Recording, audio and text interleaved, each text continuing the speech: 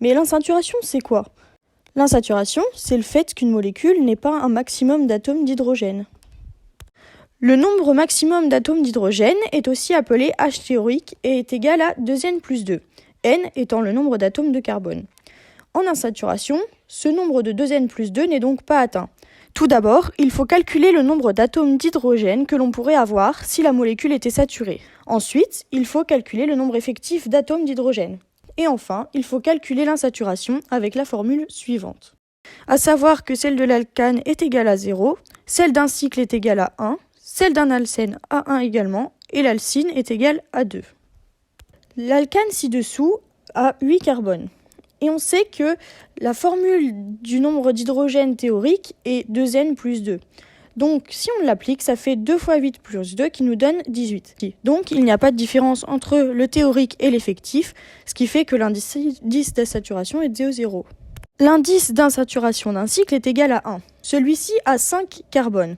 Donc si on compte le nombre d'atomes d'hydrogène théorique, on a 5 fois 2 plus 2 est égal à 12. Sauf que si on compte le nombre effectif, on n'a que 10 atomes d'hydrogène. Il nous reste bien 1. Même démonstration pour l'alcène. Celui-ci a 9 atomes de carbone. Donc si on compte le nombre d'atomes d'hydrogène théorique, ça fait 2 fois 9 plus 2 qui nous donne 20. 18 atomes d'hydrogène effectifs. Donc quand on calcule l'insaturation, on obtient 1 également. Et enfin, démonstration pour l'alcyne. Celui-ci a 8 carbones, donc le nombre d'atomes d'hydrogène théorique est de 8 fois 2 plus 2 qui nous donne 18. Mais on compte un nombre d'atomes d'hydrogène effectif de 14. Et donc si on applique la formule d'insaturation, on obtient bien une insaturation de 2. Maintenant, voyons un exemple. Essaye de t'entraîner et après on le fait ensemble. Ici, on voit que cette molécule a 8 carbones, ce qui fait qu'on a un nombre d'hydrogène théorique qui est de 8 fois 2 plus 2 qui nous donne 18.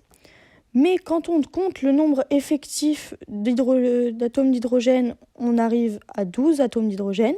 Donc quand on applique la formule de l'insaturation, on obtient bien un nombre de 3. Et donc comme expliqué ici, on peut aussi calculer l'insaturation avec les valeurs du cours, c'est-à-dire que comme on voit qu'il y a un cycle, ça nous donne une insaturation.